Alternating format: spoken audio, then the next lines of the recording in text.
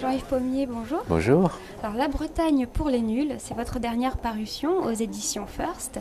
Alors, c'est un ouvrage qui traite de un petit peu tout sur la Bretagne, de l'histoire, d'aujourd'hui, de la culture, de personnes mythiques de la culture bretonne.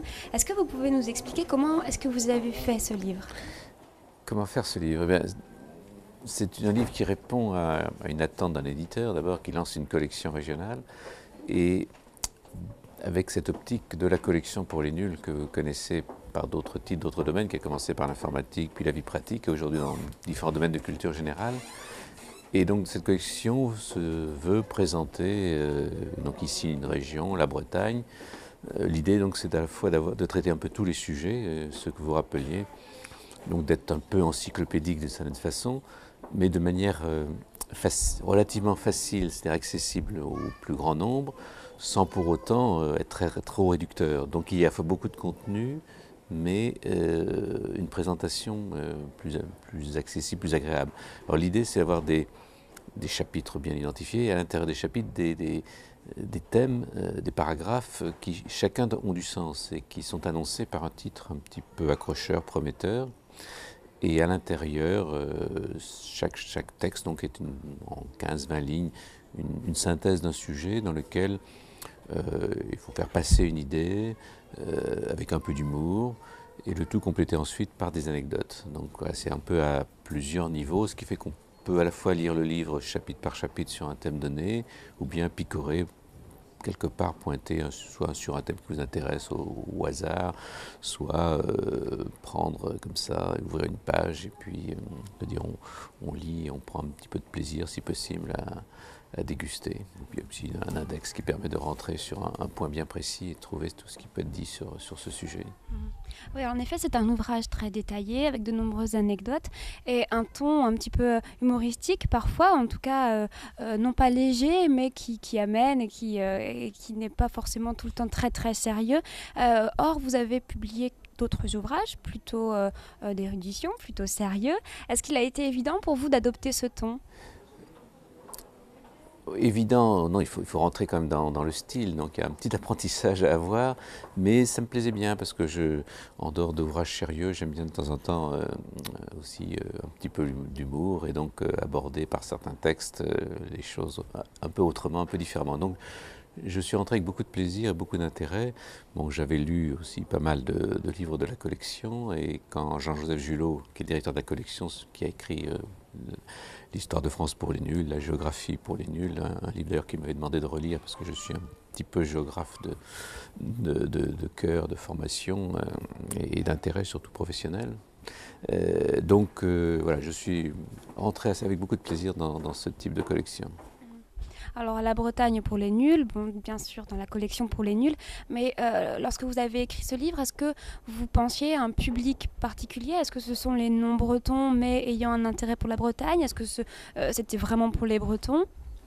Alors, c'est pour les Bretons et tous les Bretons, je dirais, et c'est pour ça que l'introduction évoque, je pars tous ceux qui s'intéressent à la Bretagne, ceux qui ont un attachement. Alors, il y a les Bretons qui sont nés, qui vivent en Bretagne.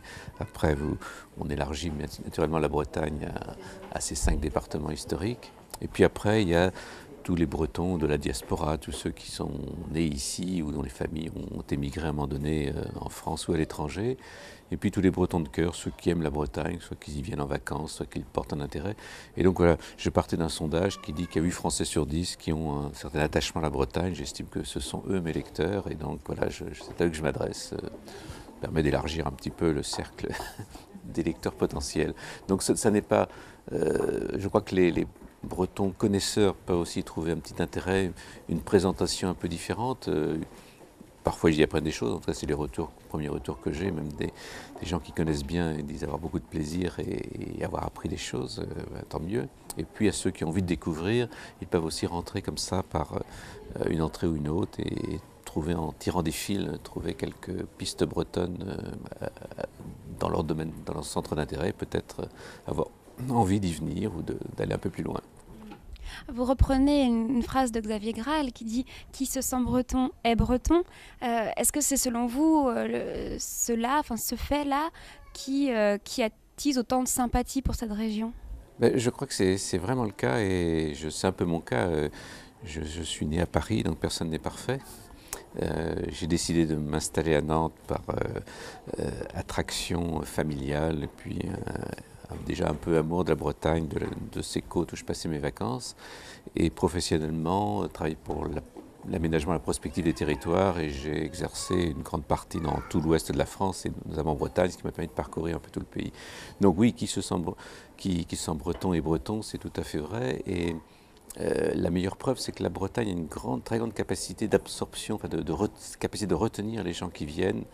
Et ça a été vrai tout au long de l'histoire, y compris parfois des gens envoyés par un pouvoir central extérieur qui voulait mater ou ramener à la raison dans le giron national ce peuple rebelle et qui finalement ont réussi à s'assimiler et ont été finalement de bons défenseurs après de la Bretagne. Ceux qui ne l'ont pas pu sont retournés très vite chez eux.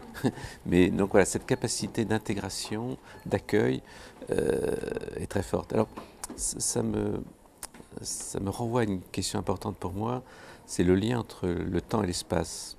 Le temps, l'analyse du temps, c'est l'histoire, l'espace, c'est la géographie. Et je crois que c'est finalement l'espace qui prime la géographie. C'est que la Bretagne est un territoire, un espace, et que cet espace est comme un être vivant.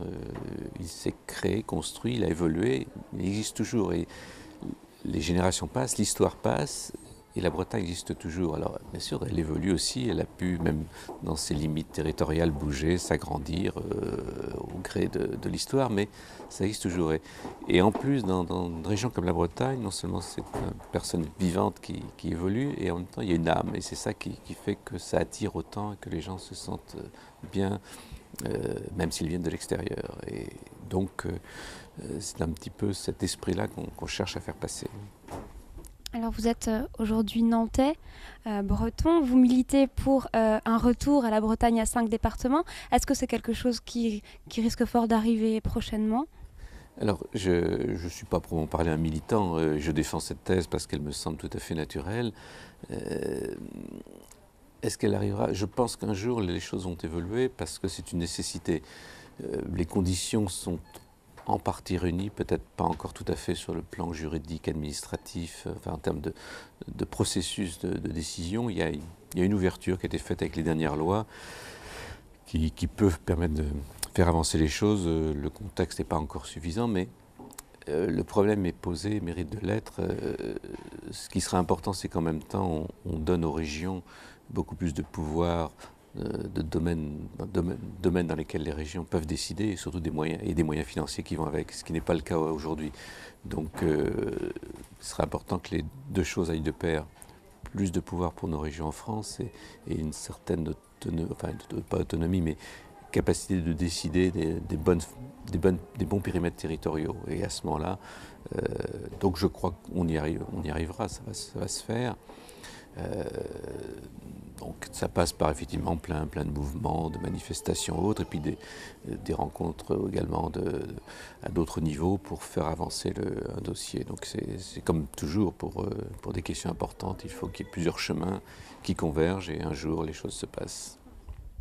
Très bien, merci beaucoup Jean-Yves Pommier pour vos réponses. Merci, écoutez, c'est un grand plaisir de venir parler de la Bretagne ici à Brest.